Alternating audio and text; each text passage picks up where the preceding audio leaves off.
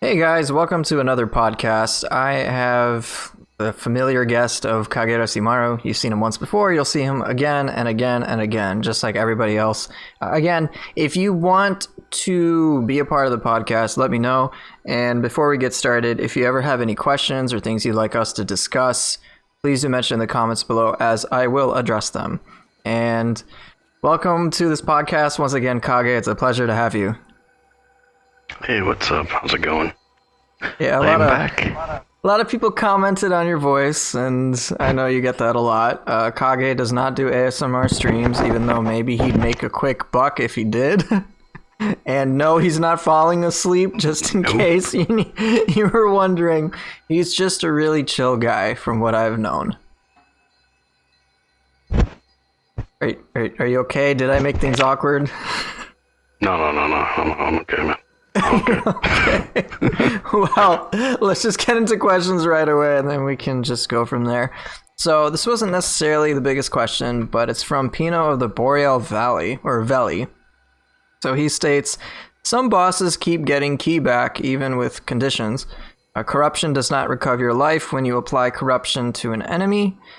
How is it possible that Team Ninja made such a big mistake to place a set for Tonfas, which is in the medium weight range, but it weighs as much as Tatsunashi? They force you to lose the equipment lightness bonus, which is extremely valuable for Tonfas. So there's a lot to unpack here, but I guess the one thing I've noticed is that Team Ninja or Koei Tecmo, whoever's making this, the Nioh devs are still kind of having some trouble in terms of translating things. I can say this for certain. Corruption isn't necessarily about life gain. It's about ki gain more than anything. So it's kind of like how you have, all the blue missions, which they say they're online missions, which makes it seem like it's something you have to be online for, but really it's just missions you downloaded from online. You got them online. So again, it's just a localization issue, and I'm sure other countries' localizations kind of have the similar issue. And then I guess, let's see, you felt that there was a mistake in regards to set for Tonfas, which are in the medium weight range, and it weighing as much as Tatsunashi. Kage, you can attest to all the weird little wonky things that are in this game, right? Yep. I remember in the first game, with first time I saw Date set, I'm like, wait, that is way too heavy to be called medium. But it's at the end of it's like borderline medium heavy. I mean, not that I was ever going to use it, because you know how I feel about that boss. But anyway, that's another topic. I don't know, man. There's a lot of stuff that they, in terms of translating and stuff, that they kind of screwed up quite a lot with. And I mean, some of them are better now. Like I remember, I don't know if they fixed it. Let me check real quick. There is, I remember the axe, for example. Let me see, where's that? The axe that had the sheathing abilities. It said when your sword is sheathed. Oh, yeah. Now they fixed it. It says can only be used when your axe is sheathed. I mean, it's not the biggest change, but it's it's kind of what it is. You're not technically using a sword, so it's like, okay, that's what it's supposed to be. But I mean, I remember in Nioh 1, that's what it said on all of those sheathing abilities that weren't katana or dual swords or whatever. They had when your sword is sheathed. Those guys kind of found that kind of awkward. Same when it will be called soon Dream of the Wise, if that they're going to stick to the same thing. But I remember when first got introduced to like the ethereal perks in the first game with I don't know, like the descriptions were really funny. Like I didn't really get it at first until I kind of tried it out. But when we were introduced to like dash attacks and the bonuses you get, like movement speed or attack or whatever you want to use, I remember it says, get this specific bonus when an enemy hits you with a dash attack. Yeah, I remember that. I remember that was like the biggest reason why I just like didn't bother getting them. Like, wait, I have to have the enemy hit me? And I think it took me a while to understand that, no, it's when you hit the enemy with it. I'm like, oh, okay. But how am I expected to, like, even trust? It's just weird that I couldn't even trust what the game was telling me. I had to figure out what the game was actually doing, and it's kind of the same way here.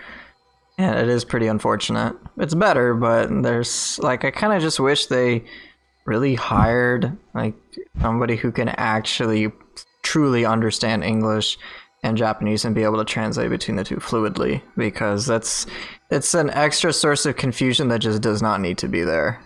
Mm-hmm. I mean, at least they fixed a few of them. I mean, there's still some there, but it's a step forward, at least a little bit. Yeah, I mean, it is. They got a lot more to fix, but that's something else to talk about. Well, that's what we're here for. We're here to complain about the game, right? Later on, maybe. I'll never shut up about that, but I'd rather not make this into a whiny type of podcast. But yeah. You mean that whole hashtag fix Nioh 2 thing that we learned about? Oh, yeah, I remember that. Dude, I remember that. Demand. Well, let me see if I can. It was we demand respect or some garbage like that. We're Nioh players and we demand respect. Didn't they contradict themselves or something? Yeah, really they totally funny. did. Let me see if I can find. We were all just memeing it in Discord and whatnot. I'm sure you probably saw it. Mm-hmm. Yeah. What was it? We are Nioh fans and we demand respect. So this is just something from the Nioh Reddit. This is from the Reddit Discord, not the Twitch one. Twitter, Facebook, and shit. It was all over the place. They're posting it all over the place, trying to make it look like it's something important. Or I'm like. Yeah, trying to make it all trending. And it just came out as trashy. I don't know the origins per se. If this may not be true, but apparently it was some Brazilian YouTuber who had issues, and then they just made a Google Doc. Again, don't trust me on that. That's just what I heard, so don't take my word for it. But apparently, so I'll show the meme, and I'll of course, I guess I can link the document. And so here's the meme that was posted in the Twitch Discord. Stop to reusing content from Nioh 1. The new DLC sucks. Fix the damage calculator. Everything is broken about damage and active skills. All the damage percentages are wrong, including clans. Human's key and Revenant's key are broken in co-op mode. Sometimes it's impossible to break their key, especially when there are 3 people cooperating. Okay. Increase the clan bonuses according to affiliation and glory earned, just like Nioh 1. We are Nioh fans and we demand respect. Oh dear lord. It's do you guys even play the game? Your clan affiliation does affect it. You just spend time with the clan and there you go. Do things and that's how you get increased stuff. Maybe you donate stuff to them and then you'll probably get an increase. If that ever, comes an idea, That's how you get your stats. I mean, you kill revenants, you donate the stuff they want to increase your rep. Yep. And then that's about it. I mean, really no change. I'm using the Kitsa clan, and I forget how high it can go for reducing damage taken over time. But as you can see here, I got 82% reduction of damage taken over time. So clearly there's some effect going on. Yep. But it's just, there's a right way to make suggestions and there's a wrong way to go about it. Obviously, just complaining and trying to act like you're, I guess, God's chosen gift, it certainly doesn't help matters whatsoever. And saying that DLC sucks is a pretty extreme statement. While I think all of us, everyone on the podcasts and the Discord community that I'm a part of, the Twitch one, which you should totally join, by the way, our community has obviously many issues with the game, and we all have all sorts of suggestions, and we disagree with each other on various points. But we want a healthy debate because we're all kind of we're looking at, so to speak, the totem pole that Nioh 2 is, and just trying to make this idealized version of it that pleases as many people as possible. Now, that's a difficult task with just anything, but we don't try to insult one another. We certainly are not going to insult the people who made this game for us because we bought it and we've liked the product, but we're not going to shit on them. We're not going to say we demand respect. What kind of garbage is that? Demand respect. respect. Wow. I was like, wow, man, like this is like, even if I might have personally agreed with some of the things, it's like, dude, this is just like totally the wrong way to go about it. Like, if you really want to help them, and if you really want to make positive changes in the game, then actually help them. Like, just having a laundry list of complaints, which again is just, came across as bratty, it just isn't helpful. I don't think these people complaining like that realize how much work it takes to get anything like produced like that. That stuff takes a lot of time, a lot of effort, and it's not something you can just pull out of the bag and just be like, here's a fix, done. No, it takes testing, it takes, programming, it takes, animations, all the other good stuff that comes with it. I mean, it's not easy stuff by any means, and I feel like those who, we all have our issues, but, I'm not gonna, shit on the company for stuff we dislike about the game. Hopefully they'll fix it and make it a better product, but I don't know. I feel like a lot of people are ignorant in the fact that they don't really understand what goes behind, production of a product like a video game. It takes time. It's not something that's, easy to do. And everyone's got to do their part. It's not like, oh yeah, this one person does this and it's all fixed. No, it's a team effort. I completely agree. I know with the Discord, we've tried to help report as many bugs as possible. And I know Master himself has just been going through, it's his job to go through all these player issues, player complaints. And I don't know if it's just for Nioh. I think he's just community manager for all of their IPs. Or something? Yeah. So that's a lot of work for one person to do. And he's just one person doing all of this. Man, dude, social media is cool and all, but even I get tired of it. Now, if that was my job, dude, I wouldn't want to deal with it whatsoever. In fact, if you've ever visited his streams, because he does stream, he will not touch any Koei Tecmo property with a 10-foot pole. He'll play Fall Guys, he'll play whatever else, just does not have to deal with his work. And how can you blame him, man? If I had to do a 9 to 5 of going through player issues and complaints, and with people being ungrateful, it would really tax on my system. So I really feel that while perhaps the intentions might, again, this is putting it to stretch, maybe the intentions of hashtag fix Nioh 2 might have been innocent, which they totally are not, with the whole we are Nioh fans and we demand respect. It's just not going to be helpful. But Absolutely not. Yeah. It's just, well, here's how I've kind of thought of it. If you have to actually be someone worth listening to, which is difficult, and you've got to have enough clout so that your opinion actually carries weight. Second, if you want an actual meaningful change to do it, you got to present it in a meaningful manner. And it's respectful. Just, right. Demand respect. Come on, give me a break. Give me a break. And just actually genuinely help. They could, and this goes for everybody, just if you see an issue with the game, and not just oh, hey, I think the game could be balanced this way. Even though Kagi and I have our own thoughts about it, we don't necessarily shove this propaganda down anyone's throats or anything like that. We just talk about it, we vent about it, and whatever. But when we try to help, we say, hey, here's a bug, or hey, this is not working as we think it's intended. We'll even ask, is this intended? Because again, something might be intentional and we just don't realize it. And we don't know, we want to know. And again, I know there's this whole other issue with that, it's sometimes unclear with what the game's, overall vision is versus what we use player wants. But again, what the company has done overall has been good. Nioh 2 is a great game, not without its flaws, but it's good to me, and I'm sure it'll just get better over time as they refine certain things. They're working at it to this day. They have no obligation to do anything. They have no obligation to release DLC. They could have just been all right, whatever. They just don't need any patches. They don't need to do anything. But they're choosing to add free stuff, free content, and you don't even have to pay for it. Come on. Compare this to EA.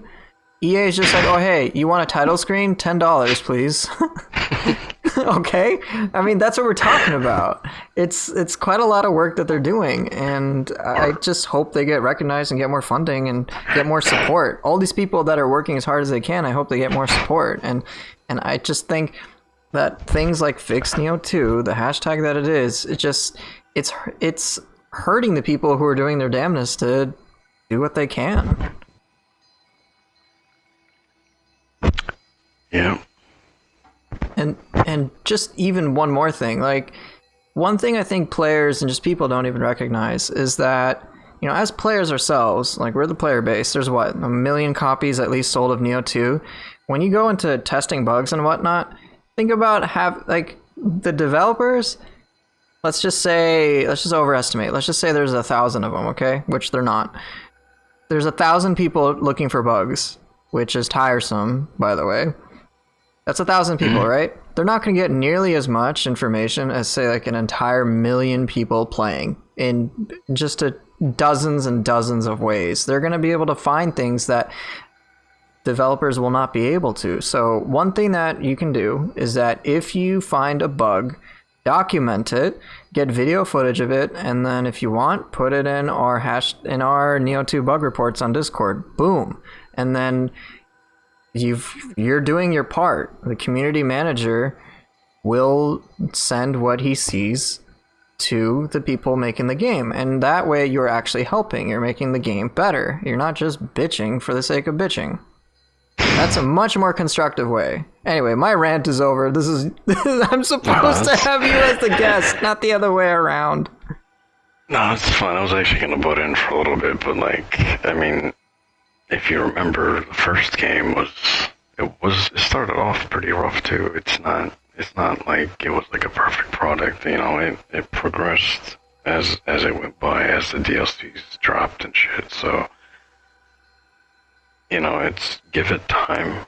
I mean, their main focus, I think, right now isn't really fixing the bugs. I think it's more just getting the DLCs ready. And I think once that's done, maybe they'll probably do, you know, go tweak the most important stuff, and then I don't know. I mean, obviously, this is just an assumption, but I feel like that's probably what they're trying to do. I mean, we obviously have no idea when the second DLC is, besides coming this fall. So that aside, I mean, that is a long time just a waiting away. game. So, I mean, we're in fall, but when? That's another problem. Another question. I mean, so yeah. I mean, just be patient. I mean, that's really all you can do. Yeah, that's all we can do. I mean, maybe we'll get information from that whole magazine thing that comes out on the end of the month, I think. It's like some CG World, I don't remember. But they had like a TGS this month, yeah. Yeah, some like special artwork or special edition or something, I don't know. Maybe we'll get some, I'm sure we'll get some details. I'm mostly just expecting it to more or less advertise the game a bit, but also it's on the front cover. I'm like, so they kind of had to pay quite a bit to get on there. It's not going to be cheap. Not like they're just just something mentioned casually in there. It's like, no, they're the front cover of this magazine. So they'll have, maybe they're saving it for that. I mean, that's a good idea. I mean, I think TGS is the 25th of this month or something like that, and then there's that artwork event or whatever. So that might be 2 options or so that we can get some sort of glimpse or whatever. Yeah, hopefully no we idea get a when our glimpse. next patch is and stuff, or when the next patch will be. I thought the previous patch was slightly lacking, but at the same time it did address a few things that were, I mean, improvements. For example, the Otakemaru got a really massive buff. I mean, that thing can deflect almost anything now. It's insane. Yeah, it's definitely worthy of like actually farming for. It's game changing. You can reflect hatchet throws, aberrant soldier stuff, like that's the best one ever. Yeah. That's the best one. I mean, even Yoshitsune's swords, you can reflect back at them. It's pretty remarkable. So it's like, well, this is pretty noteworthy of an accessory. So I'm glad that they changed that. Now, sure, I can pick at them for the whole, hey, well, doesn't it now technically deflect just like every projectile instead of just arrows and bullets? But whatever, it's like a minor detail. You never know. It might get patched later on. That is true. But, I mean, it deflects the more important stuff. I mean, kind of sad it doesn't deflect grandma's knives, but, I mean, I just send Kasha at her and that's it. That's over. It's over.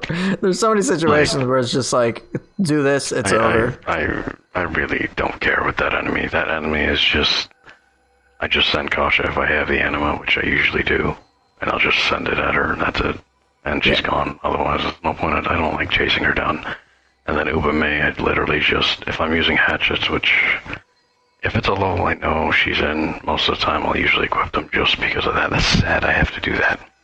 Dragonfly, yeah, does Dragonfly... No, I don't even Dragonfly anymore. I just spam Advancing Storm, it tracks her. Oh, Advancing Storm, yeah. Advancing Storm is a really good ability.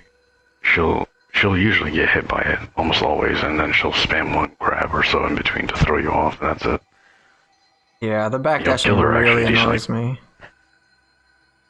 Unless you have someone with you that, has like a multi-hit weapon like Fun Build or Dual Swords or what's the other, Reaper, something like that, then you can Dragonfly and have them just, melt through.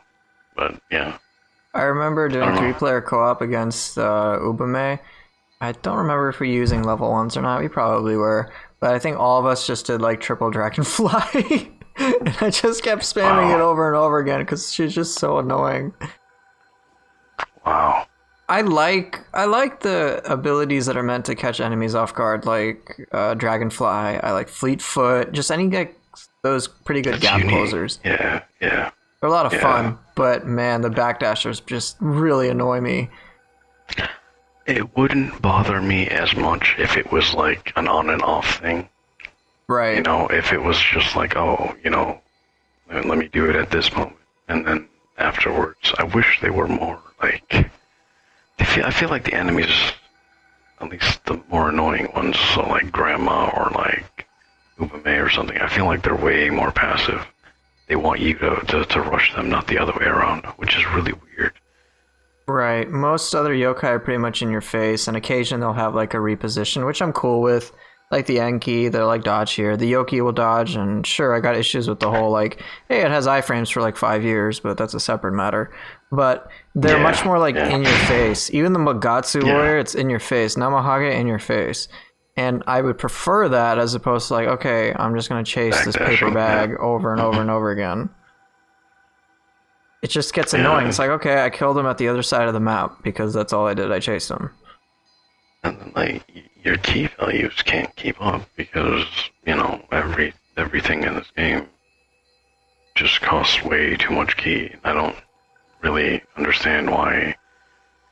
And I mentioned this, I think, the last time I was on your podcast, and it was, of everything else they copy and pasted, the most important one, the key, did not get copied and pasted, which is, I don't know. I mean, I gotten used to it, but at the same time, it's like, I should be able to build back my key with Flux, too. I should be able to. That's the whole reason it's there. I shouldn't have to, like, sit there and be like, oh shit, my key is low. Yokai ability. Yokai ability thing, I don't mind it, but I think the Flux, too, should be more prioritized. I do agree. I think you and I and Arok and a bunch of others have talked about this before, where we're of the opinion that key-related mechanics need a boost, like key management, like actual management, not just, hey, let me use a key buff and use Sacred Water or the barrier talisman to effectively negate managing key. So actual key management needs a boost and needs to be kind of a more component of the game, and anima-related mechanics kind of need to be toned down. I mean, the fact that I could, without basically any effort, do Dragon Dance Otakemaru spam is just silly. I mean, come on. It's just ridiculous. I didn't change anything like the day or so that I tried it. It was just, okay, Dragon Dance. Here, I'll just show you guys what I did. This is legit what I did. All right, so I went to Split Staff, and then I went to Dragon Dance, which presently I have Masterful Slice. And then I went down to Imperious Strike, which increases the amount of anima gained by 50%. I put that on, and then I equipped Otakemaru. That is all that I did. And I could spam Otakemaru. I didn't even use the Arch Yokai Talisman, which further boosts anima gain. I didn't boost Otakemaru's damage, nothing. Just those two changes alone allowed me to kill Yatsuno Kami in 30 seconds. No joke. 30 seconds, all right? That is ridiculous. If I were to fight him normally, it takes him like two to like 3 minutes, which I'm okay with, like a couple of minutes. And if you guys see me play or Kage play, literally anybody I feature on the podcast, like we play pretty quickly, so it's an appropriate time for us. But like, dude, 30 seconds and I just completely negated everything about a boss. It's just silly. Like, that just shouldn't be the case, like, at all. I shouldn't be able to negate the whole difficult aspect of generating anima with, like, just no effort at all. Like, this is accessible to anybody who beats the game. Once you get Otakemaru, you don't have to do anything. Just Split Stab, Dragon Dance, Imperious Strike, Otakemaru. Goodbye, all content. Like, that's it. I mean, I can use Gozuki, and if you were on one of my streams before, you could effectively loop any enemy with Gozuki. Just Gozuki, stack a bunch of anima grapple stuff, and it's just Gozuki, alright, grapple him, get all my anima back. Do it again. Do it again. Do it again. If you saw my recent stream highlights video, that's pretty much what I did.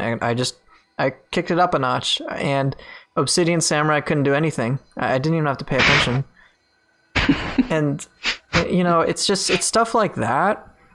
When that just so greatly overshadows some of the fundamental aspects that made Nioh 1 enjoyable, it's just kind of a shame. And I know that's how you feel about that, Kage, as well. Yeah, absolutely. What is peculiar, though, and sorry to interrupt you, and I will give you the floor. I know I've been a little ranty today. What is peculiar is that corrupted weapons, I think you'll notice this, and I would recommend you try them today. With corrupted weapons, you'll kind of notice that all the flux mechanics, they feel exactly the same as they would with the first Nioh. It's like, oh, I got all my ki back. Just as I'd like, even more so sometimes it'll feel like. Even without applying the corrupted debuff on enemies. Let me get one from my storehouse real quick. Yeah, I've swapped from using purity weapons, which I used because ki gain was so high. And now I'm just trying out corrupted weapons more as an experiment. And the amount of ki you can get back is just insane. So it's like, well, I mean, I like that. Obviously, I like it. But it's like, well, then why would I use other weapons? Like, why bother using other weapons altogether? Because this suits the way that I'd like to play, but you know, I would like to be incentivized to use normal weapons or other elements and whatnot. And I still do feel that the game ought to be much more, I guess, the range of things needs to just get a little shorter, because I shouldn't be in this state of having much more ki than I'm ever going to use in the same way, too much anima, and I shouldn't ever feel like I'm in a position where I can't do anything. And that's kind of the position that you and I have kind of adapted to when it comes to ki, which is why we do a bunch of attacks, the yokai ability to get the ki back. So right, that's pretty much been the the only thing I was gonna mention is, like, even though there is that whole, you know, use your yokai ability, get your ki back stuff, the thing is, like, we're both, like, not just you and I and everyone else, whoever plays the game at a, you know, decently high level, is they're all used to doing, like, flux 2 just automatically. Like, you don't have to really think about it. You kind of just do it because you're kind of programmed to do that because of the first game. Because of the first game, that's kind of how there's no yokai abilities in that one. So you have to manage your ki. You have to flux. I mean, you don't have to, but, you know, if you want to be, like, aggressive, you have to. Like, there's no other thing you can really do to, you know, compensate. And we still do that, but the problem is, like, they ruined the whole key system with the delayed flux, the, you know, the charge rate, you know, of the key is really something else. Attacks taking too much ki. I mean, and then you flux early and you get, like, nothing back. It's just like, it's kind of hurts the game a lot, because it's like, that's the whole skillful side of the game, you know? It really does hurt it. And again, I'm sure as you'll find a bit later corrupted weapons, if you can keep the pressure going and you can pretty much play as if you're playing the first Nioh. Like, you'll just notice, you're like, whoa, I got all my ki back with Flux 2, which is great, but it's like, well, like, I don't want to feel pigeonholed into just using one weapon type to play the way that's enjoyable. It should all be viable, yeah, right, it should all be viable. With elemental weapons, I know that Payne actually was trying to do level 1 weapons with element stuff because he likes his elemental synergies, and I talked about this before, but there are serious diminishing effects and returns on applying elements. Like, you can apply it easily the first time, but you cannot after like the 5th, 6th time. I mean, even like split staff. Split staff is like very notorious for applying elements super fast because it's especially, I don't know if it's the multi-hit mystic art, I don't remember what it's called, but I don't know if that one really plays an effect into that or not, like additional hits, like, you know, gives more build up or not. I'm not sure about that. You're talking about the mystic art for the split staff, right? The law of the one that gives additional hits for whatever. Yeah. Mm-hmm. Well, that's the one I use, obviously, because I don't really care for the damage one, but I don't know if that plays into effect with the elemental build-up, but that aside, like, you can build up stuff super fast with that weapon. It's kind of nuts. Yeah, it gets really difficult, and especially with Nioh 2, how elemental ailments are purged during Dark Buff. It's basically a full cleanse.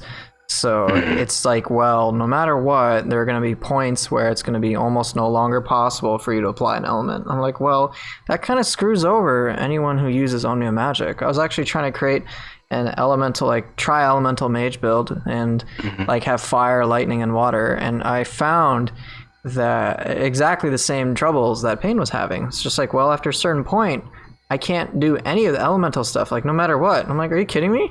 Like, seriously? That needs to be reworked. That's kind of that's like half the game. I mean, I know some people don't play with elements, and that's perfectly fine. But like getting the element on them to get, you know, your bonus, you worked for it. You're trying to get that just to get your bonus, you know. And then it's just like now you basically have a weapon that's basically doesn't have an element anymore because you're never going to build it up again. Yeah, and that's really painful. Like, I don't mind if they have, like, they make it harder to do so over time, so you don't just keep someone, say, permanently lightninged or whatever. But to have it be the other extreme where, hey, there's just going to be a point where you can never apply the element, that just seems problematic. Like, it just, it really hurts a big playstyle. I mean, Magic gets affected a lot. I mean, why would you? I mean, you're going to do elemental damage, sure, but one of the big benefits of applying elemental damage just so you can apply the debuff. I mean, there's so many strategies of players that are going to revolve around that. Yeah. That's the whole point. You apply that, you get your benefit from it. Because it's not instant. I mean, I feel like elements, unless you're using certain weapons, they don't seem like they're much easier to build up like in the first game. I think the first game elemental build-up was super easy to do.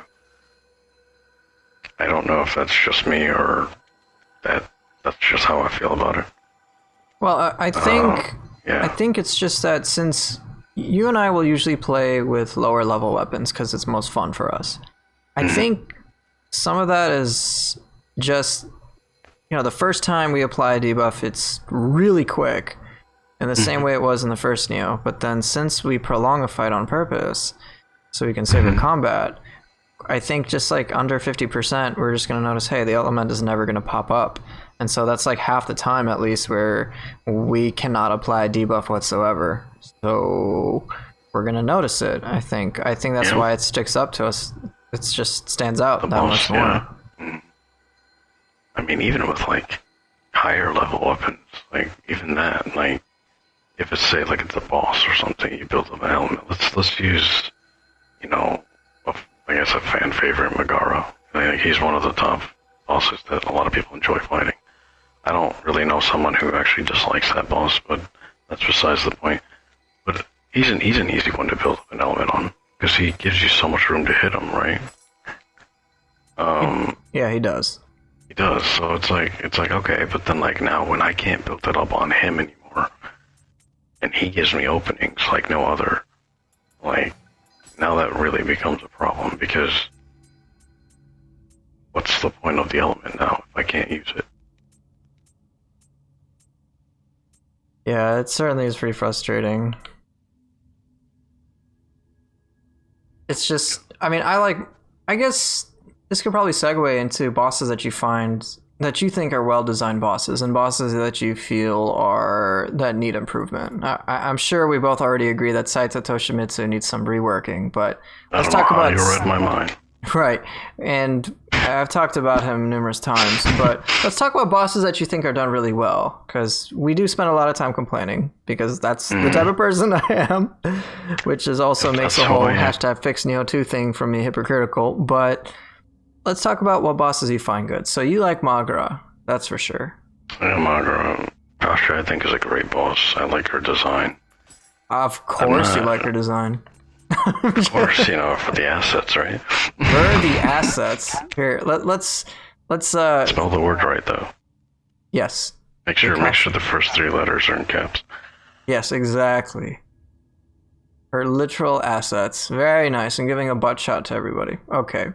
Yeah, so I do like Kasha's boss design as well. I think how she works is it's definitely a lot of fun to fight her. I love the music that is paired with her fight too. It's unique. It's like you never really seen a boss, that's kind of like that, with like the wheels and shit like that. I don't know. I thought it was a really, really good boss design. I mean, she isn't a difficult boss, but she can screw you over, if things go bad. Yeah, I remember the first time I fought her, I actually had to use all my elixirs. I mean, I still did it first try, humble brag, right? But I remember when I fought her, I'm like, dude, she was a really cool boss. The boss arena and just like the entire aesthetic with it, just her moveset. The fact that she spawns ads as well was also really cool too. It just kind of reminded me of how Ninja Gaiden worked. That you'd have certain bosses like pop up on or certain enemies pop up on Master Ninja. So it just felt, it was definitely much more fresh than, say, fighting Onryoki the 10th time. Well, I was actually going to ask you about how did you feel about her spawning the Gakis, and at first I wasn't really... I mean, obviously, my take against them, toilet brushes, I don't like them, but at the same time, they feel fair for some reason, because they don't have that much HP. No, they don't. I think thematically as well, it's certainly appropriate. If you look at her wheels, she's literally holding a Gaki. She has her corpses attached onto them, so it's like extra metal, But fortunately, it's kind of the same with Yatsuno Kami. Yatsuno Kami doesn't do certain things when he's in Dark Realm with the snakes out, and the Kasha is kind of the same. The Gakis and her will only do specific things. So the Gakis, for example, thank God they don't do the paralysis stuff. That'd be so annoying. Oh my God. And when you down one, if I'm not mistaken, the other one doesn't go to try to consume it. So that much is intentional. And then Kasha also doesn't do certain things. Too much. So I'm cool with it. She's more passive for the most part when they're out. I feel like, she will attack you, but she's not as aggressive as she usually is when she doesn't have them summoned. I don't know. I guess that's how I feel. Yeah. It's like a modified moveset that takes into consideration, hey, you've got other enemies to deal with and to worry about. So as a way to balance it, as opposed to just like, hey, let's just have 2 extra variables, let's make it so that even though you have other things to consider, we're going to let things be a little easier on one side. It's still not it's not a joke, and I think it's done well. That's how I feel about it. Yeah, I think it's a great fight. Let's see who's next. Mezuki. I got a few problems with that boss, but I don't know. Like, I'm in like a hate relationship with that boss. All right. So what do you dislike about Mezuki? I don't think he's a bad boss. I think he's got a few issues that I really don't like. One, his grab is diagonal. That's stupid. I'm sorry. That's whoever designed that diagonal grab it's got a really, really, really bad hitbox. I don't like that grab. It's got a hitbox that lingers. That too. And I'll tell you the truth, I don't dodge that grab. I just yokai ability through it because I don't trust myself to dodge it. I can't. That grab has grabbed me so many times when I've dodged it perfectly. I don't know. I hate that grab. And then he has the whole... When he's solo, he's not too bad. But when you fight him with Gozuki, or I think that's his only partner, God, he is an awful, awful boss. awful boss. He just sits there and spams those projectiles all day, and he does them so perfectly. And I tell you this because this is how I farmed Mezuki for almost 400 kills or something just to get the right core. It's ridiculous how many times like he will perfectly spam those skulls just to knock you out of key, or just to like you don't even have time to do a sheath cancel. Yeah, he basically becomes like a spellcaster. It's every time I've done Mezuki and Gozuki, it's just like, God, well, he's so bad. Deal with Mezuki first, because Mezuki spams stuff and I do not need range attacks hitting me, or just like perfect grabs. It gets annoying. Deal with him. Yeah, it's either deal with Mezuki first or Gozuki, because he's like the easier one. But yeah, Gozuki is the fight that as soon as you start fighting him, it's over. The biggest punching bag ever. Yeah. I mean, I hope he gets some sort of buff to like make him, a bit more challenging, because right now he's the most worthless. Like even Unryoki is better than him, and that's saying a lot.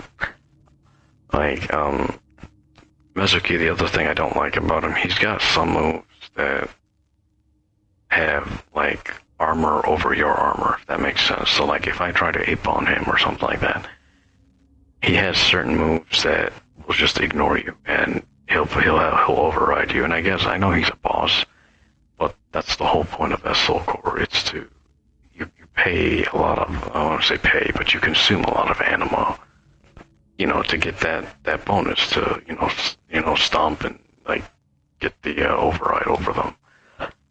And then to have that negated. And actually the other day I fought, and I don't know if this is lag or not, it might be, but I fought Shuten Doji. Not a single Ippon or Gozuki stunned him, period. And I've used them a lot, and you know how much anima I have. Yeah. Not a single one of them stunned him, and I don't know if that was co-op stupidity or it was just how it is, because I normally don't have issues with him, and that was a very awkward fight. Very awkward fight. Oh, no doubt. I mean, I'm personally okay with certain soul cores losing their effectiveness in higher difficulties, but I think the issue you're talking about with Mezuki, I'm not certain if that's intentionally designed or something else is going on. Yeah, I don't know either. Because I know Mammal Wong, for example, has been... Yeah, I saw that. He actually had the same issue with Mezuki. It's like, well, I don't understand why the same boss in the same difficulty was hyper-armoring through certain things, and they weren't, even though it's the same attack. So it was inconsistent. So I'm like, is this intentional? Like, if it's intentional that, hey, Ippon doesn't stagger unless there's specific things, okay. I'm like, fine. But I kind of want to know what the rule set is so that I can adapt to it. Yeah, sometimes, like you said, sometimes it works. Other times, it just doesn't give a shit. Like, it's like I either, if it's not gonna stun, that's fine. That's not a problem. But like, if it's gonna stun, then make it stun. It's super inconsistent, and I would prefer, something to be like set in stone. Hey, this attack you can't armor through it. That's fine. So then I dodge it instead of using that. Or something, Yeah. So it's just small stuff like that. It's just kind of bothering. I totally get it, and that has applied to a lot of other bosses. But what do you like about Mezuki? Because I know there's a lot that I like about him. Okay, I don't think he's a terrible boss. I think the one thing I really, really want them to fix is the grab hitbox. That's the biggest one. Okay. And the fact that it's diagonal pisses me off, because that's just stupid. And I know, because he's got a massive hunchback, so I guess that makes sense, but it's so dumb. It's like, oh look, I dodged. Oop, I grabbed you, because my hitbox is like, it reminds me of like, Yogi Bear. His dodge, but put into a different way, into an attack instead. Like, his dodge lasts for like forever. But this guy's attack hitbox just sits there even after it's done. Right. And that's kind of what I'm looking at really with that, to be honest. Well, so let me ask again, what do you like about Mezuki? Because I know you don't like the lingering hitbox. I don't think anybody does. But I know the rest of the boss, I don't have issues with him. I mean, like I said, I've already stated all the negative things I dislike about him. It's just, I'm not going to repeat them again because you've already heard them enough. yeah. But as a boss, I don't think he's a horrible boss. He's just not my favorite. No, I don't blame you for that. I think I still prefer Onryoki over him any day. Really? Okay. Because for me, Onryoki is about as basic as it gets, at least right now. Mezuki at least has, with the Dark Realm edition, I find that with Mezuki, I think he's just like a nice, for me, I think he's a great first boss to kind of like mess around with. I think overall he's good. I understand the grab hitbox thing. I totally do, because I've had issues with that myself. But I like how he gets faster in the Dark Realm. Right. Moveset gets changed up a bit. Yeah, that I like. I like how even the enemies themselves, certain moves that you're used to in Dark Realm, they change. And that just spices it up, it keeps it fresh. I mean, even though once you see it once, you know it, but it's still nice that, Dark Realm has, it's not just, oh, hey, your key is nerfed in this area, which you can basically negate if you have enough elemental other realms resistance, which to me, honestly, right now when I walk into Dark Realm, I feel like I'm outside of Dark Realm because I have enough resistance. It's kind of game changing. It's insane for anyone who doesn't have that. I do like the general balance. Like, I think ideally the vision of the Dark Realm is like certainly really cool, where you basically go from using all your key-related samurai mechanics and just normally, and then Dark Realm, it's like, well, this is the one time where you're going to get a lot of supercharged anima stuff. So I certainly like that, where it's like, well, you've got a duality of play, and that certainly helps. It changes, yeah. I like that. I do like that. I mean, your anima gain in that is just unreal. Like, one burst counter is like what most of your bar. I think you get 5 anima back if you do a successful burst counter. Pretty sure it's 5. It might be more. It's just, I noticed it to be 5. Maybe it's more for you. I don't know. But it's a lot. We'll have to test that one. Yeah, we'll test that. Well, let's talk about other bosses before we play a mission. So, list off some other bosses that you like. I know you don't like a Nenra, so we'll leave a Nenra alone because he's also part of the backdash troop. Yeah, that could be a podcast on its own. I think, again, the biggest issue with the Nenra for me is nothing to do with his movesets. All the moves that he does are great, but when he always does like dodge out, dodge back in, dodge out, dodge back in, I'm like, really? Even when he's out of key, I'm like, this is really annoying. I'm like trying to pressure you and then you dodge out and dodge back in. If it wasn't for that, I think that's I would really why I have like no issue using Gozuki against him, because I don't give a shit about that boss. I really don't. I think his design is fine. I just hate his backdash. When you're out of key, your ass is supposed to sit there and take it. If you're going to land a hit before I land mine, that's fine. But don't backdash. That's so scummy. That's so bad. That's really badly done. That's almost as bad as Mezuki's grab. maybe worse. I think probably worse. worse. For me, it's personally worse since I can deal with Mezuki's grab because I usually just dodge clockwise and I'm okay. But with a Nenra, just the backdashing, it's just like, it just gets really frustrating. All the moves that he does in close range, and when he's aggressive, I'm like, yeah, I love this. I'm cool with the grab. I like that they removed the burst attack property. Oh my god, thank god. I mean, but he spams it so much in Demon. Way too much. But it's easily dodgeable. It's easily dodgeable. I think it's appropriate, personally. I don't know if it's just me, but I've noticed it being slightly slower. I think it's the same. I swear, it feels like it's so much slower. I don't know if it's because it's not a burst attack anymore. It feels like it's slower, but I don't know. I guess it's just me. I'm almost certain it's because things change. Because when they're burst, look at Megara's grab. That has a slighter, longer wind up because it's a burst counter. It's not. I think it's the exact same. I'm no joke. I think it's the same. No way.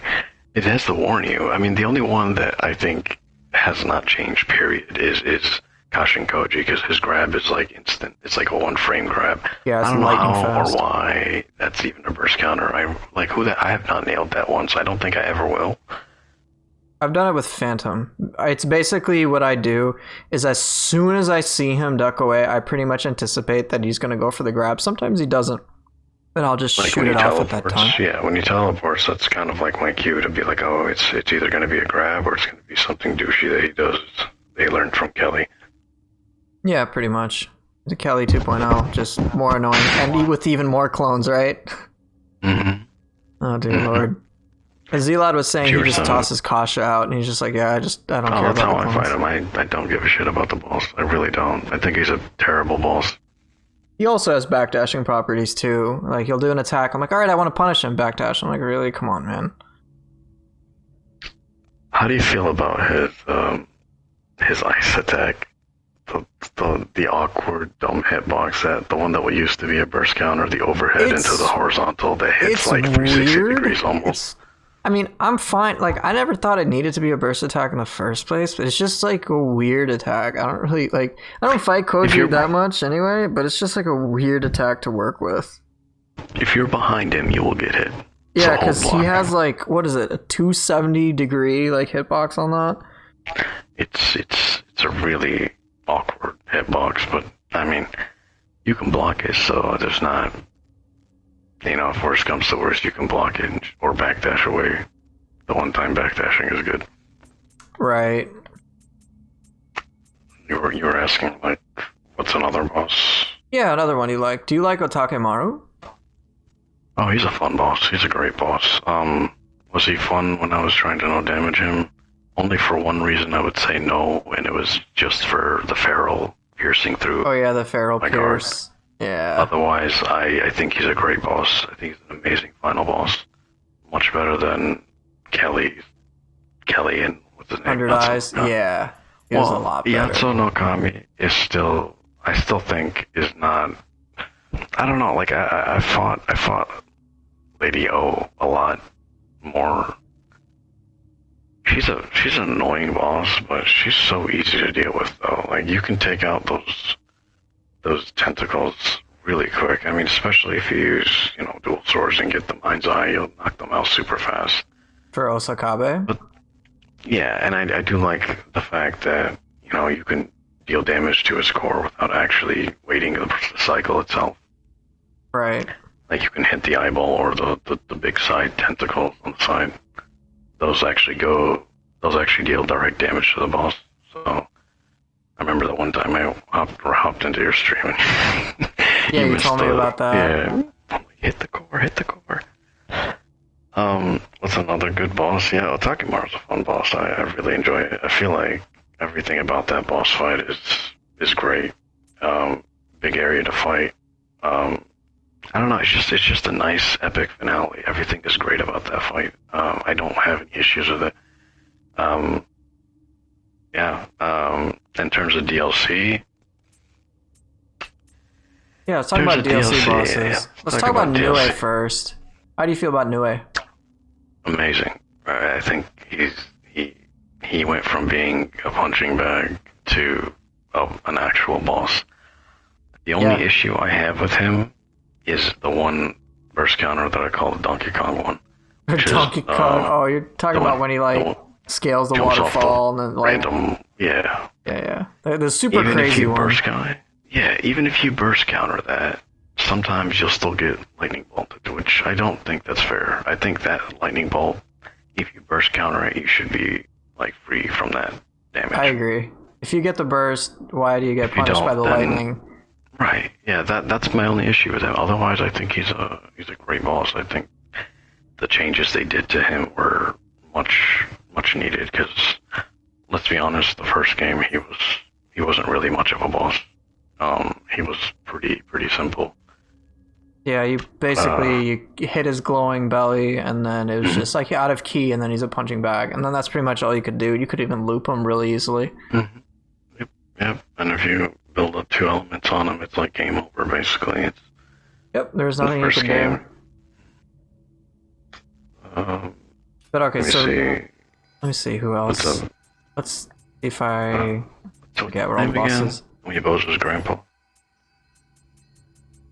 I'm gonna try to get. So, how do you feel about Benkei? I know I've already mentioned this to you, but I'll do it for the podcast itself. But Benkei, I think he's a great boss. solo. I don't like him in co-op. I think he's a weird boss in co-op because I feel like I'm not gonna say he's a bad boss because he's definitely not. I think he's a great boss. He's a cool character. I like the whole. I got this jar on my back. I got like every weapon on there. I think that his design is like super unique. It's a fun boss. I think the only thing I dislike about him, and I'm talking about the main mission, not the side mission where you fight him solo. Sure. The main mission, the camera is really bad in that fight. It's kind of like if you low get to him the to a ground, wall. right?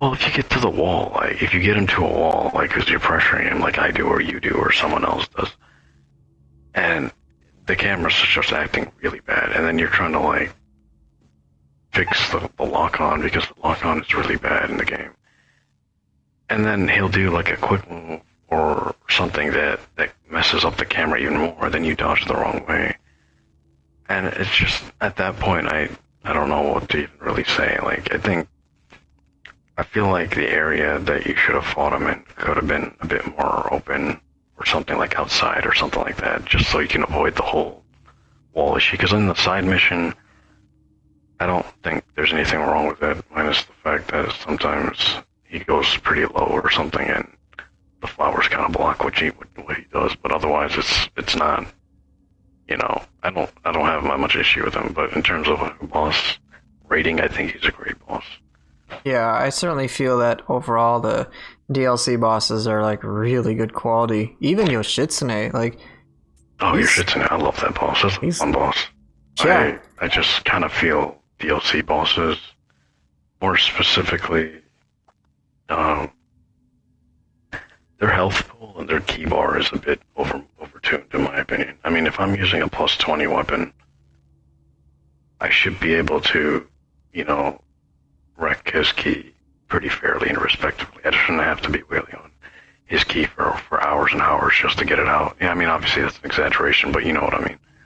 Yeah, like it's pretty crazy how regions 1 through 7 are overall like pretty fairly balanced. Like if you just gear up as you get the gear in the game, if you just gear up with them, you're fine.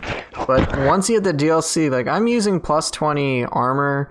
I have like 180 plus whatever weapons and whatnot, and the game's like, no, you're not high level enough. I'm like, it's gonna be a really difficult mission. I'm like, what? How much damage sponge like do you need? Are you gonna make these guys be? It's just kind of frustrating. Like normal enemies, I don't have any trouble with. In fact, I think they could be boosted up a bit, but just the bosses themselves, it takes so long to kill them. Like you could tune that down a little bit. Right. Yeah. I feel like. I mean, I'm gonna say this towards like 3-player co-op because yesterday, the day before, I fought Otakemaru in 3 players, and you already know how crazy 3-player is. Yeah. But he died rather quickly, and I was actually surprised. And none of the people I was playing with were remotely at all OP at all. They were all balanced like how I play, and he actually died rather quickly for 3 players, and I was kind of shocked. I was like, wait, he's almost dead already? And then we went and fought Minamoto, I think that's his name, right? The bird, I call him Falco. Oh, Azai Nagamasa, yeah. No, what's his name? The second DLC boss. Minamoto? What's his name? We're talking about DLC boss. We're talking about Yoshitsune? Yeah, him, yeah. So I fought him 3-player. Oh my god, that was like an endurance fight. That shit took forever. I was like, wow, is this actually gonna happen? Is that life bar ever gonna hit 0? It takes a long time.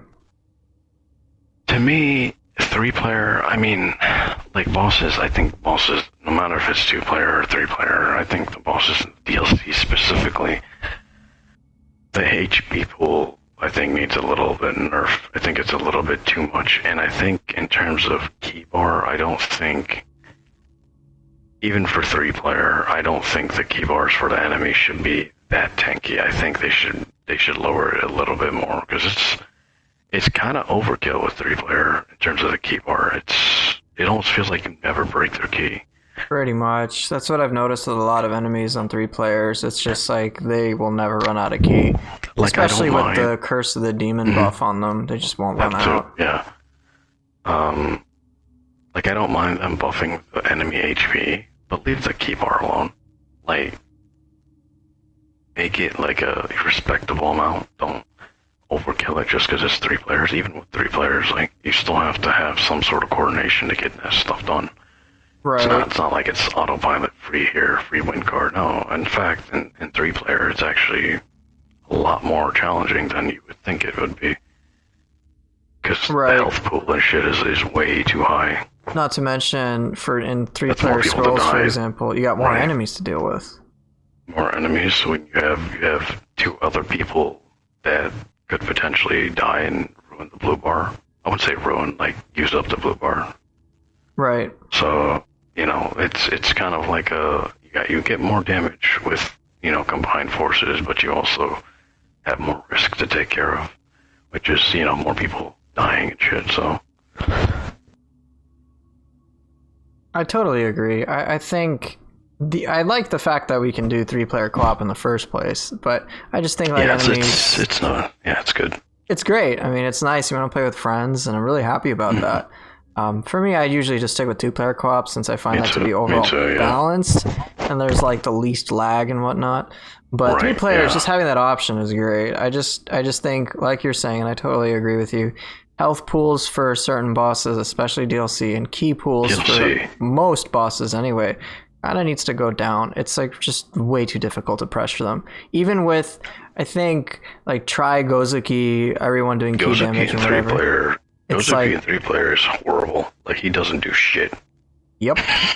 It's like, well, goodbye. It's like, well, that sucks. But whereas in single player, endless looping. Oh, it's like a full ki bar, yeah. Yeah, just endless looping over and over again. I'm like, well, there needs to be a middle ground. I don't mind him being powerful, but he needs to be powerful in the right way. Like, it's kind of like how you mentioned with Magatsu, how he is powerful, but you have to earn it. You know what I mean? Something like that. Yeah. I think when it comes to boss cores, I totally agree with you. When it comes to boss cores, I feel that if you're gonna, they should be, obviously they should be high reward. Because the cost is okay. Because the cost of anima is okay. I have no problem with that. I think it's balanced for what it does. Same with Ipon and stuff. Yeah, go ahead. Sorry for interrupting. No, it's okay. I have this habit of interrupting everyone anyway. I was just gonna say, like, I guess let's just use one of the biggest offenders, Otakemaru. It costs 10 anima, right? But what if you have infinite anima, which is basically what you can do? Then the cost doesn't matter. It doesn't matter how expensive he is if you can negate that cost entirely. Right. And that's one of the biggest issues. With Mezuki, it's also like, well, if you can find a way to negate the cost altogether and just endlessly do it, it just defeats so much of the game. It just kind of defeats the purpose of the game in my mind. And that's just one of the biggest things. Like, if you build specifically to have a ton of anima gain, sure. But the thing is, I am not.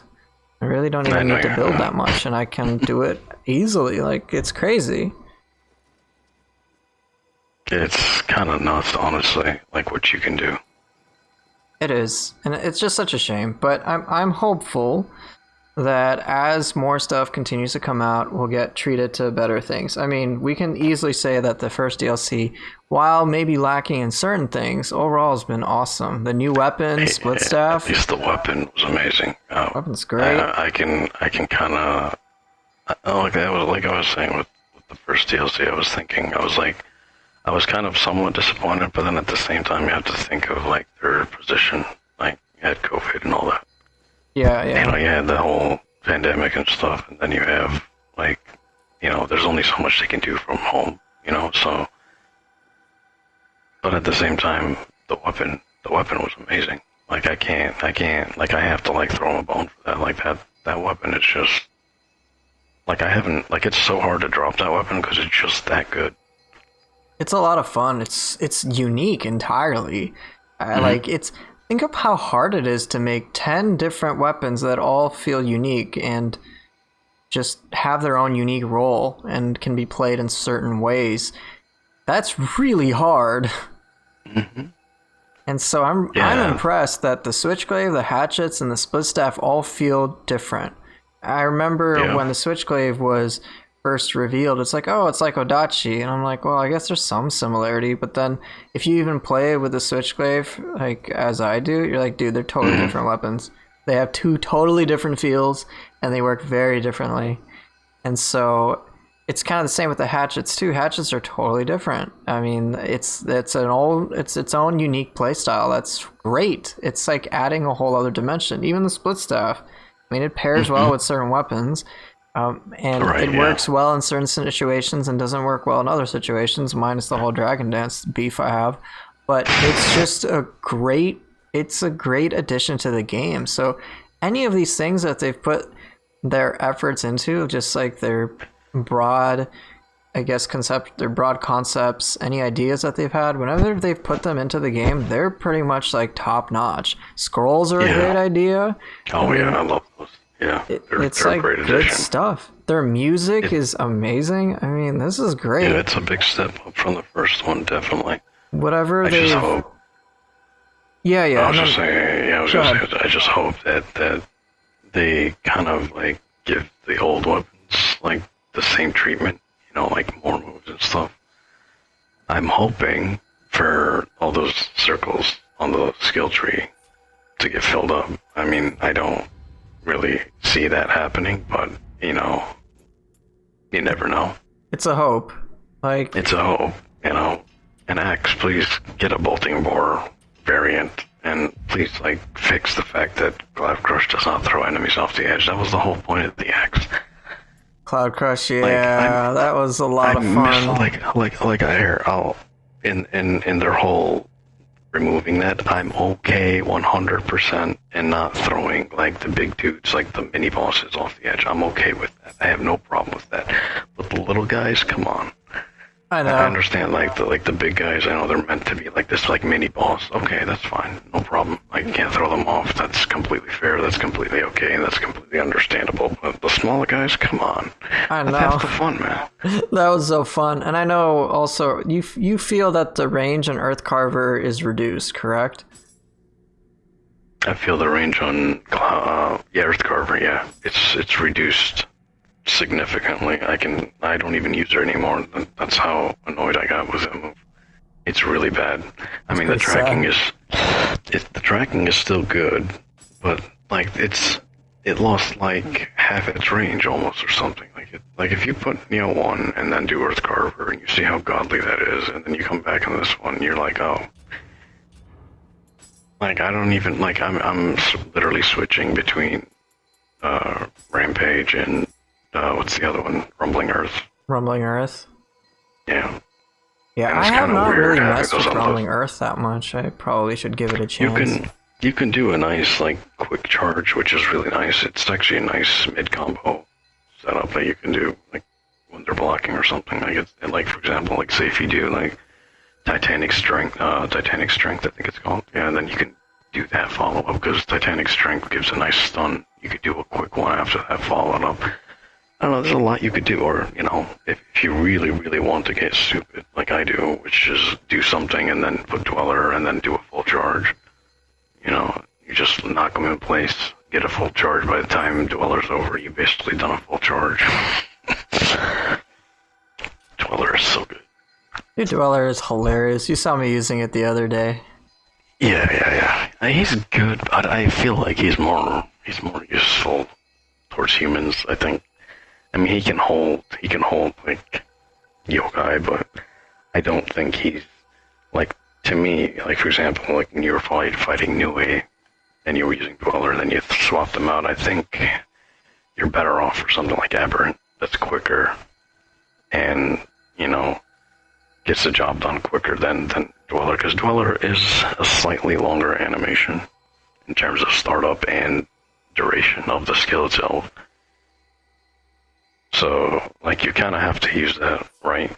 Like, if they're out of key, then use it, but, I mean, most of the time if they're out of key, you're probably going to use, like, Ippon or something that does more key damage to grapple them, right?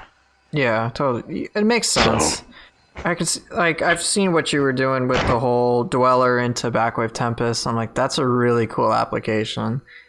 and whatnot against humans. It's just Yeah. with yokai, you got to plan a little bit more, and I'm not used to dwellers timing. I pretty much use Ippon and Aberrant and Magatsu for specific things. Aberrant is less to do with it does two things for me that I really like, and I know you already know this, but one, it basically reorients me to my target, and it's overall a pretty quick animation. That's the entire purpose of it. Yep.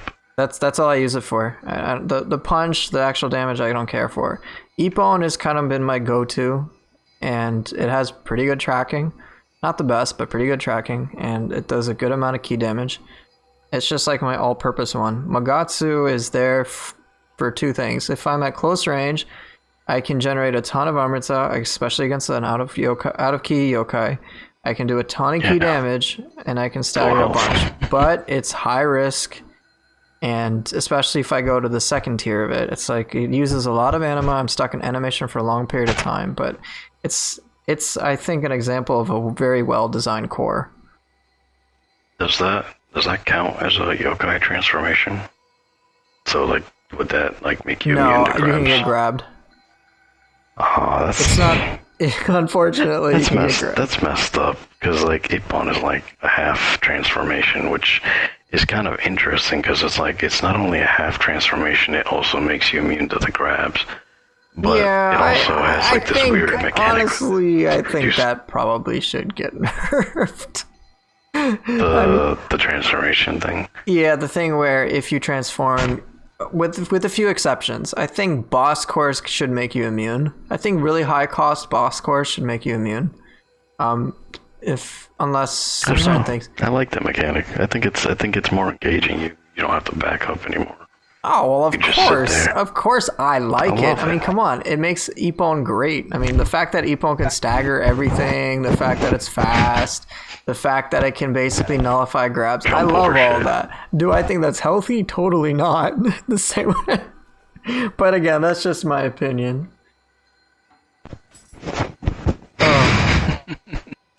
You know what's funnier? No, what? Ippon has... Okay, Ippon and Aberrant and so many other soul cores have better tracking than basic ones like Gaki's. Gaki is like such, you have to actually plan throwing it out so it hits. It's hilarious. Moment of silence for Zealot. Yeah, for Zealot. I've seen it. I'm like, dude, why does Gaki have such shit tracking? It's like, well, yeah, that's something. Well, to be fair, his tracking is pretty shit with his grab, to be honest. When he does it towards you, it's not the greatest tracking. Right. I mean, I don't want Gaku to grab me, but it's like, well, as a soul core, the fact that it can miss feels really bad. You're paying it. You're consuming anima. I mean, like, that's so bad. That needs to be fixed. I mean, I don't use them, obviously, but, like, for people who do use them, that's kind of... You're just sitting there wasting anima, and unless it's, like, a big enemy, you're probably not going to hit it. And even that depends on the enemy. If it's a Yoki, I'm fine. Yeah, well, that's a different story. That's a different story. When you're like locked onto a guy right in front of you. Yep. And just missing. You're like, what the hell, man? So it's. But yeah. That's weird. Let's play a mission. I like how I'm trying to keep these under an hour, and they're just getting longer and longer. Let's go. Try these. I was trying to keep them under an hour with Zealot last time, and it's like, oh, it's already been an hour and 15, and now it's already been basically an hour and 15. Oh, wow. Already? But, yeah, right now on the dot, basically about an hour, almost an hour 15, so an hour 13 and some change. Yeah, we can obviously talk about this for days. That's never an issue. It's just... I mean, if you guys want podcasts to be longer, I'm not opposed to it. Just let me know. I just assume that people will get bored hearing me complain about the same crap. Oh, I forgot the refashion. Or I'll switch weapons. Alright. Yeah, I'm okay now. You're using Switchglaive? Alright, let me see if I got... Yeah, these are my corruption ones, so I'll try to give them a go. Alright, I'm just using normal weapons, whatever I got. Yeah. I'll use level 1. The corruption ones, I'll use a different attack power one for the other one. My attack power, I'll just tell you my attack power. Mine is Let's see. Where am I at? 2,000 something. About 1,800. What are you gonna use? Because then I'll just copy that.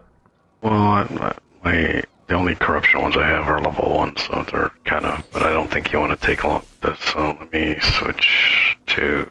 I'll try them out some other time. It's not a problem. Just tell me your I'll just attack power, and then I can match it. Because I've got 150s as well, so I can go down to like 1,500. 1,800's fine. Let me get a spear. My amazing refashion. And then what can I use? What should I use? You can use whatever you want. Not that though. Oh yeah. Oh, let's give some axe love. You got Ryomen's axe? Alright. No, it's just a refashion. Oh, it's just a fashion. Yeah. Alright, well, let's kill some things. Ooh. Nice. Did I hit him? You hit my guy, yeah.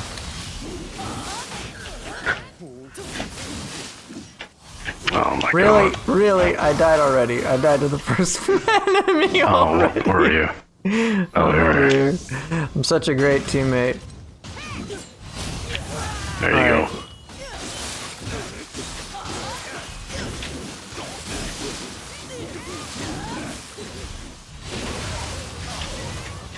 Yeah, try corruption out, see how you feel with it. Yeah, I'm definitely gonna try that out after our session. We'll see how it goes. Probably get the drop anyway, so. Like, you'll be surprised. You'll be like, whoa, I don't even have to really... You'll feel pretty much like it did in the first Nioh, where you can flux pretty much immediately to get full gain. Which is a real surprise. That was intelligent AI? The dude just fell off. Oh my god, wow, already? Yeah, he just, like, fell down there. He just like, I'm going for you, and then he fell off and died. Well, he didn't die, but he might as well have.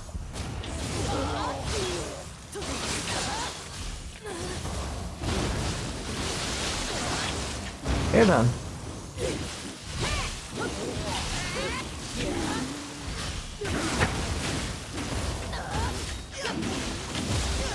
Oh, oh, nice. Beautiful. That was sick. gorgeous.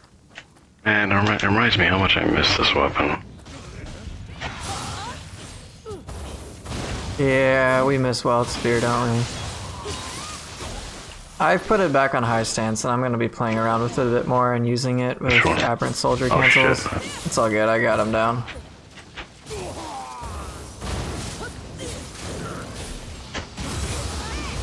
Oh, That's not you. No, it's the game has its weird. I don't know what. I'm I not thought you gonna got pick the cat up, chicken I don't- bone. The weird thing, I don't know, and I don't know how this causes it, but like sometimes you'll parry them with it, and then they'll just run like blast off. I don't know what triggers that. I don't know what triggers that. I don't know. I don't know, to be Weird. completely honest. So it's locked, right? Yeah. Okay. Yeah, I'm just unlocking it. They have that nice Oh. function that even if we fail an expedition, we can basically pick up where we left off. Yeah. Provided there's a shrine reset.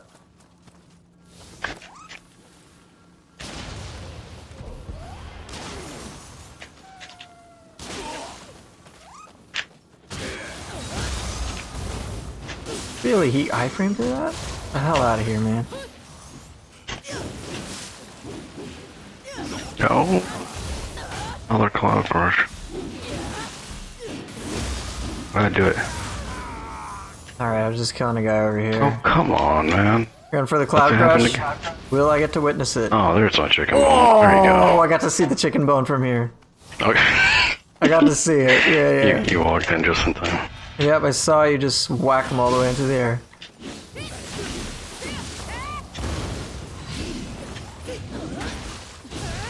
That Oh, was you beautiful. got it. God, Well, that you hit him arrow too, so as a spear is just so stupid. I know, that's why I picked it.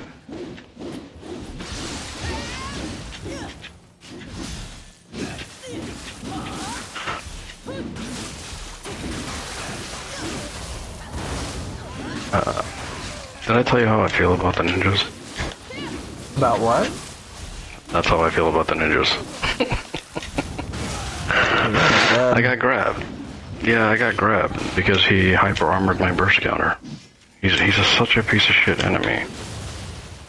I really dislike the ninjas in this game. They're trolls. In a bad way.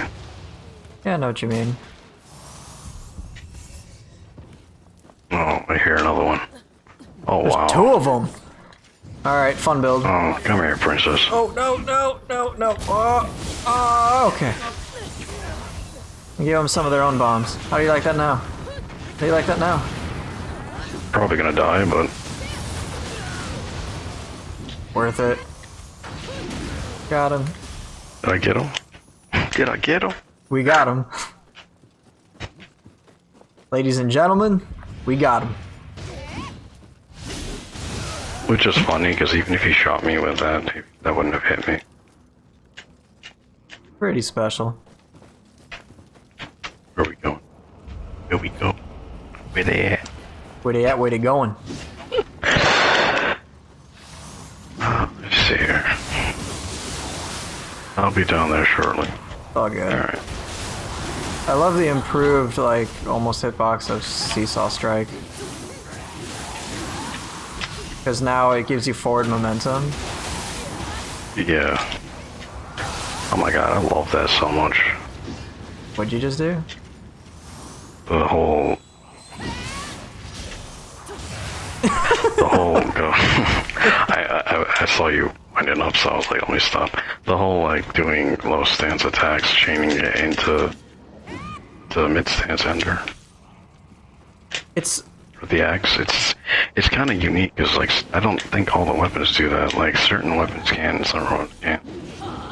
Yeah, you can start in low, switch to mid before keyballs, and end it with the, end it with the mid stance ender. Yeah, it is It's pretty actually weird, kind of isn't cool. it? I tried it with katana. I mean, dual swords, I think if... Oh, shit, hey, buddy. Yeah, see that?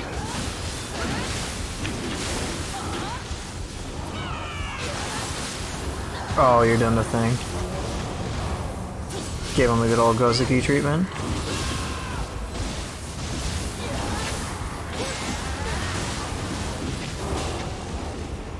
Stop that. Look at the other guy. You're... No, you don't. Shoot, I'm almost dead. No, I'm not. That was a lie.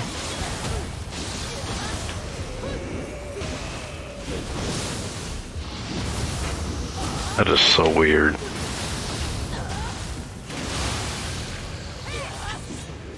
Yeah, all sorts of weird things.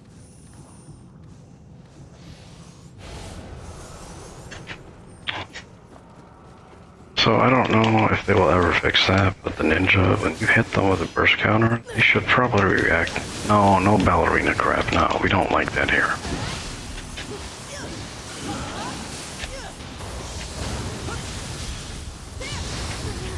Oh my god, oh, I'm going up. Let me finish with this princess and I'll walk up there. I'll be alright.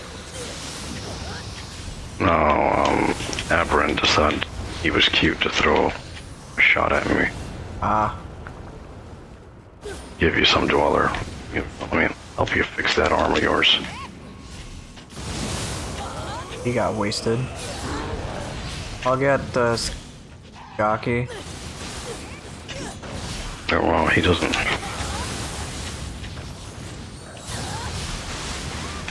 Alright, what do we got? Snack. What? Another attack, you dildo.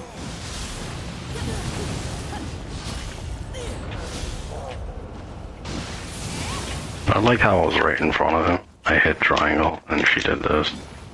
Let it grapple. That was awesome. I know. Pretty cool. Oh, dang it, I didn't open it from that side. You can just go back up. So, oh. Who are we missing?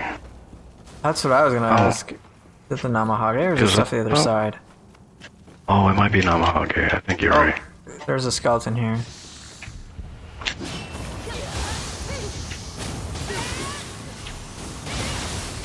Oh, God, He got of course. Yeah, he got me.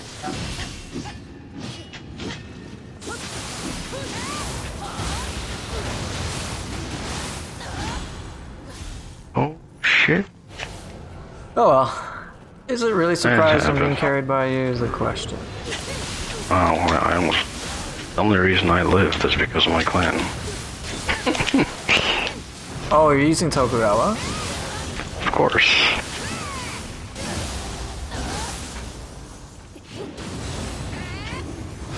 Yeah.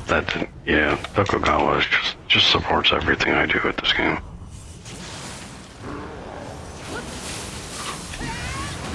Okay, you're dead. See, who are Oh, we I missing? forget in co-op. There's... Look how blind this Namahage is. It's kind of Here, impressive. there's an enemy we've missed. I kind of want to go kill him. I'm gonna go find it. Works. Let me open this door. So... Who did I not kill? Oh. Big toilet brush. Oh, it's a big one up there. Okay. Whoa, he went for a grab like right after his burst.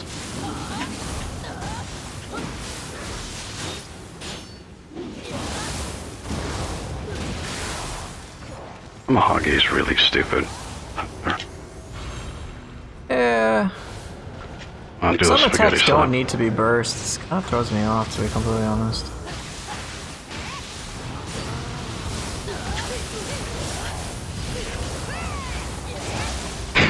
He falls Enjoy. asleep.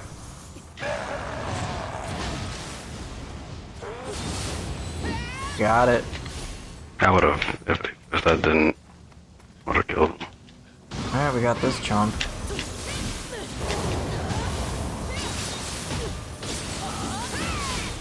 Put that grapple right after the lumber chop. It's actually funny because Oh, what?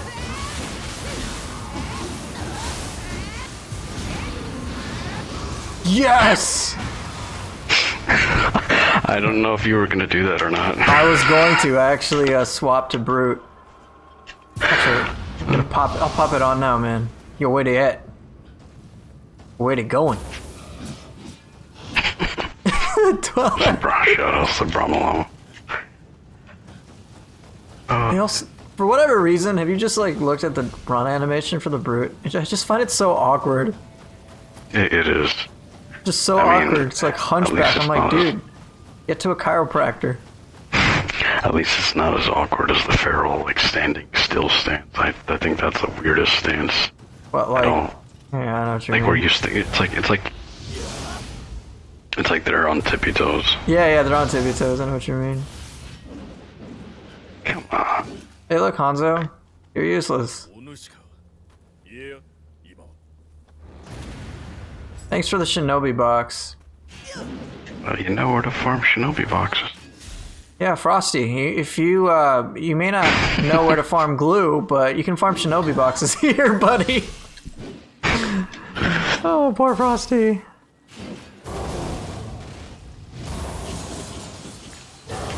Did it push you? No, you didn't push me. Dude, 3 Gozukis, man. Dude, you have the fact that you have so much anima is ridiculous. Yeah, but it was so painful to put together. It's bothering me that it's 0.9 and not like a solid number. Oh my, but dude, you have 20.9 anima. You want to know how much I have? 12.9. You have a whopping 8 more anima than I do.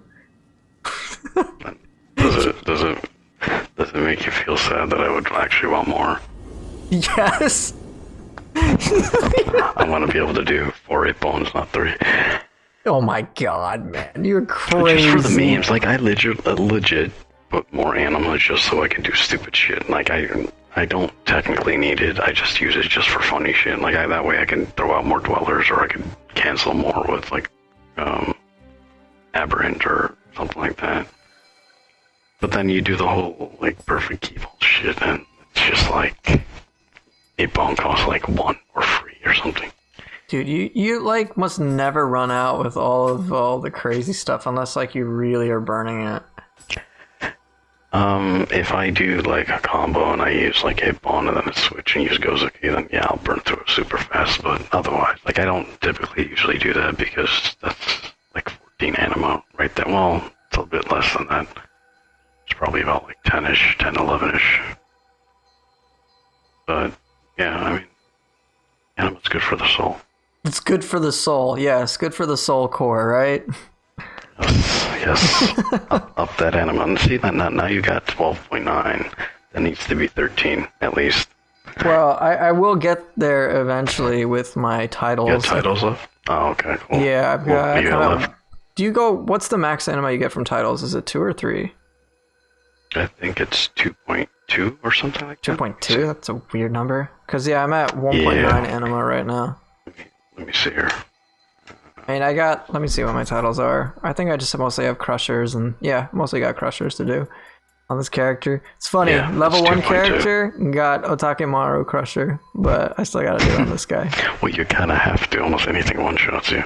Yeah, pretty much. You pretty much have to. But yeah, I just got mostly crushers to do. I gotta fight Umanudo one more time. Mhm. And then Guardian Spirit skills, I gotta use them too. And Oh, then good. Oh, that's Yu-Gi-Oh fun. titles.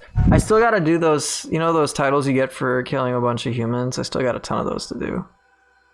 Oh, wow. I'm close to I farm getting. those. Let's see. Yeah. Especially the weapons that are not really fun, that are not really. I don't use a lot, like Kasarigama. I don't. That weapon, like, it's a great weapon, but I don't know. I just find myself, like, pretending it doesn't exist. It's almost that the dual swords category, except dual swords, I just use them for annoying bosses or something. Right. I hope that weapon gets more skills, because it's a shame. And I know I keep complaining about them, but if you've played Ninja Gaiden, like I've mentioned many times, you understand why I get so annoyed with the weapon, because Yeah. Even it does BSG. so much. Yeah. do Even so BSG much. agrees. He's like, dude, there's so he's like, yeah, I saw Ninja Gaiden dual swords and I want all of that. I'm like, yep, that's why anyone who's played Ninja Gaiden and comes to Nioh and plays dual swords will be sorely disappointed, because they are two completely different things. Ninja Gaiden dual swords pretty much feel the way you'd expect dual swords would be. Fast, reckless, crazy. Sword is a bit more controlled, which is appropriate. But dual swords, it's like dual swords and parries just weren't a thing in Ninja Gaiden. So to have them in Nioh just feels off. The fact that you have like literally six parries. You got Shrike, Heavenly Flow, Demon Thrust, Piercing Wheel, Earthly Flow, and Punish the Proud. The fact that you have 6 parries is Could you imagine absolutely if those were ridiculous. just, like, actual moves that you could use? The Yeah, weapon like- would be in a much better place. Yeah, it's just like we didn't need more parries for dual swords. It already had a bunch. Right. It's overkill. I mean, like most weapons have what, 2 or 3 max, or 1 to 3 max. Yeah, You know, sword so- has interesting ones at least. You got You got Leaf Glide, and then you got Haze, Water Shadow. Not Water you Shadow, got- right? Yeah. even the other option, Leaf Glide, is at least different. It's like, well, you don't get a damage follow up, but now they give you an attack bonus. So okay, I guess you get that. You've got I Haze. wish you could use that against skeletons. That would be sick. That would But be you sick. can't. The fact that you can even Right. use Haze and Water Shadow against skeletons in the first place is kind of silly to me, but it'd be nice if it was extended to Leaf Glide. That would just be dope. I would prefer Leaf Glide over Haze then in that situation. Me too. Because not only do you get a side switch, I mean, with both you get a side switch, but not only get a side switch, but they made it more practical, and that you get an attack buff from it, which is, it's convenient. It actually lasts a lot longer than most attack buffs do. Right. I do like how for a lot of the lesser used parries, they're like, well, here's Like what you can Heavenly get. Flow. Yeah. That's pretty cool that they added that. Heavenly Flow got the attack buff, which I'm showing to people here. I've talked about this before, but Earthly Flow is like pretty bad right now. I missed that parry. Like, that was such a troll parry, and I loved it, but now it's there for no reason. Like, If what's it the worked point? against burst counters or burst attacks, I would love it. I wouldn't care. Yeah. But the fact that it doesn't, the fact that it just will refuse to play even if you time it perfectly is just a problem. haven't Demon messed Thrust with is what it. I've been using because it works on them. Like you can, even though you're not going to get the burst counter effects, you can still do demon thrust successfully. You'll take a ton of key damage, but that's to be expected. Right. And then in that case, you could possibly use, like what we were talking about earlier with the guard key, that could help with that guard key reduction. Yeah, it would.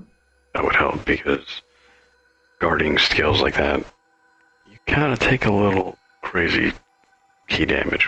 I mean, the payoff is definitely worth it.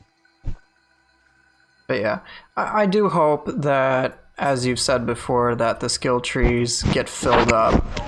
I mean, my hope is that like every little node that looks like it's exposed gets a skill. That would be awesome. I was hoping that they'd have more mystic arts. I mean, that's not really that necessary for me in all honesty, but just like more just defining. A new flavor, something new, something unique, new something flavor. to change it up a bit, right? Right. I don't know.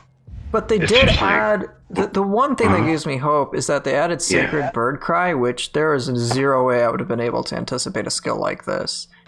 Me neither. I thought that was like katana only or something, and then like I open the menu, and then there's like an exclamation on the samurai, and I'm like, what? I actually still have to go and assign that to a few other weapons that I don't have a good favorable L1 triangle for. You mean axe? Yep. Yeah. Axe.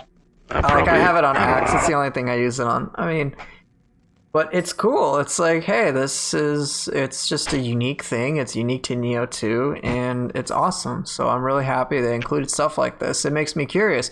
What other things are we going to have with this? What can we expect? And I really do hope they fill up these nodes. That would redeem so much in my eyes in terms of various weapons. Like, I don't expect every weapon to have a ton. Like, if we even look at axe, there's still quite a lot of nodes that have potential. And right. I mean, let's just say every little circle that looks like it could be filled. How many could there be? Because right now the positioning of a lot of these nodes makes zero sense. Like, why is Spirit Storm where it is? I have no idea. Like, sure, it's mid-stance only, but then you've got like 3 things that could be there. You got 3 other skills in mid-stance potentially, and you've got. I'm just gonna make an estimation of a maximum estimation. So 3, 4, 5, 6, 7. It's a lot of nodes that are 8, empty. 9, 10, maybe 11, maybe 12. The bigger nodes at the end. 13, 14, 15. I mean, it's like, dude, if you could have like 18 skills on the axe, or even like 10 skills would be amazing. If they filled up each of these nodes with like defining things, that would blow me away. I mean, I would really love that. I'll be honest, if every DLC even released one new move per weapon, I actually wouldn't be mad at that. And then on top of that, put the boss skills, and that's it. And then just do that for all 3 DLCs. I actually would not be pissed off about it. Yeah. Like the first thing I did when the game came out, after finishing making my character, I literally got control of the character. I literally went into the skills, and then I looked in there, and I was like, "Are you serious? Nothing new." Yeah, it was kind of painful. I was like already starting being disappointed just when the game came out. I'm like, maybe it gets better, so I was like, whatever, let me put this aside for now. Yeah, I mean, what did Axe get that was just a raw skill you could get? Southpaw was pretty much the only new thing, right? That was definitely needed, because there were, like, no triangle ender in mid-stance felt so weird. Yeah, it did. Why? Right, and then Spirit Storm, I mean, it's cool, but it's also like kind of a bad ability, all things considered. Yeah, I definitely agree. But yeah, Southpaw was a nice addition. With dual swords, I think Dual Dragon, at least in the beta and whatnot, was like pretty bad because it was so slow. If you even look at the tooltip, yeah. Just look at the animation now. That's what it was. It was like slow. I'm like, dude, this is like pretty underwhelming. But now, as Dual Dragon is, I actually really like it. It's fast. To be honest, yeah, I do agree with what XLH mentioned in one of his videos. That should be a forward X move. Yeah, I agree. Anything airborne with every other weapon is forward X after an attack. I don't see why, because that could open up another skill option, instead of that. I agree. I totally agree. I mean, there's Yeah. a way to like put skills and so on and so forth. Like why Dual Dragon would make more sense. It's like a combo ender. But maybe they'll have something else that might be better. I don't know. But I know that when I was first Dual Dragon I'm very happy with. Ultimate Sign of the it's Cross all a is okay. It's okay. And Dragon Claw obviously like the for Dragon animal one. purposes is pretty good. And then I know most people do like double-headed slice, which is I'm like, hey, it's a fast ability. So I'm all for that. Very good for elemental build. I do like that. Yeah, Very it good, also and it also ducks under stuff too. and not to mention that first hit, I've used it surprisingly to like stagger stuff too. Just like a brief stagger on enemies sometimes when they're trying to attack. And then I can follow up with just the frenzy that comes after. I'm like, cool. Double-headed slice is kind of what dual sword skills should be like that uniqueness. Like I feel like that's a good step in the right direction. Ultimate Sign of the Cross, I mean, I like the follow-up being an extra thing you can do, and I love the tracking on it, but as a skill itself, it's kind of meh. Yeah, I'd agree. It's kind of meh. I figured, like, what's so ultimate about this? I get a follow-up, I get to turn around if I get behind him. Like, there's no wow factor to it. Like, there's no, like, oh, this feels ultimate. You know what I mean? Like, it's They could have just it called it almost Sign of feels the like- Cross 3. I think that would have been Right. more appropriate. right. Like, that's pretty much it. Sign of the Cross 3. Okay, yeah, cool. I honestly thought when I saw that, I honestly thought it was going to be like the one Saito has, the twin, the Yeah. ridiculous big hitbox. That's what I thought it was going to be. Wonder what. God, I mean, it's definitely not as ultimate as it claims to be. Yeah. Yep. But yeah, like if Dual Swords gets a bunch of moves, let's see how many hypothetically you could get. 1, 2, 3, 4, Well, 5, I 6, doesn't have an L1 7. square, so that's another thing. 9, 10, 11, Or hold 12, skills. 13, Oh, you're looking at the circles. 14, 15, 16. Yeah, like 16 different skills, right? That would be a lot. That'd be good. I don't think that's going to happen, but if we can at least get like half or a quarter of that per weapon, Yeah. I'll be happy with that. Like, I'm not going to be like over. I mean, it's just, to me, I was kind of disappointed with the lack of actual new skills. When the game came out, but I don't know. Like, I can't really say much. There's still 2 DLCs, and then maybe Abyss and stuff. So never know what'll happen. We never know, and I think it's okay. Like, while we have our reservations, I'm still holding out to some optimism because from what I've learned from the first Nioh, there was a lot of change that happened. The base game completed compared to the complete edition are like 2 completely different games. Right. Yeah, that's why I'm holding off. Base game Nioh, if I'm not mistaken, maybe you can verify, was pretty bare bones. Just pretty bare bones as a game. Would you agree? Yeah, I would definitely agree. In fact, actually, when the game came out, I don't know if you've played the alpha or not. I did not. The alpha was, in my opinion, what the game should have been. It was much more challenging, and it was more populated to enemies. It felt like a challenge, it felt like, hey, I got through this. I felt great, When I played the game, when I started the game, when it came out, and I got to, Isle of Demons, that's the alpha stage they gave us on top of the new A1. I'm like, where the heck's this enemy? Where's this enemy? Where's this enemy? And it felt almost like, I'm not gonna be that drastic in comparison to like Ryoman Sukuna's Twilight as a ghost town, because there's like 4 enemies in that one. But like it felt very lacking in terms of enemies, in the stage compared to the alpha. The alpha was pretty crazy. Okay. I do like that. Well, I'll probably have to take a look into that. Holy cow, dude! It's been an hour 45. Oh, This my bad, podcast sorry. yeah. It's been an hour and 45. Why don't we call it quits here, man? Not that I don't no enjoy problem. talking to, but holy cow. That's a lot. Yeah. Well, it looks like I That's a lot. So if you haven't fallen asleep or been put into a coma by now, again, thank you guys for watching. It's nice to have you again, Kage. Yep, Last things I will say, if there are comments or things or questions or whatever you want us to talk about in the next podcast, do just drop it in the comments and I will do so. And then, of course, as you can see, whoever my guest is and me, we can talk about this game nonstop, and we'll try to keep things as updated as whatnot. But yeah, put a comment below. I'll answer it. And of course, I guess if you guys want these podcasts to be longer, I can make them longer. Just let me know. Just don't be shy. Just be honest. If you think an hour is the maximum they should be, then I'll try to keep it at that. But if you don't care about how long they go, or if you think there's a preferred length, just, again, let me know as well. That would really help me out a lot, because ultimately I want to make sure these things are of actual value to you and not just, I guess, me complaining and finding a way to vent my existential frustrations, all right? And try to find meaning and purpose in a video game. I'm trying to stay away from that.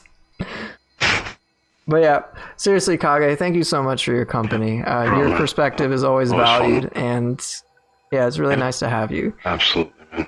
It was fun like always, man. Catch you next time. And for my viewers, thank you guys so much for watching and being a part of this process. Really appreciate it, and we will both see you next time. Take care and have a good night. Peace out.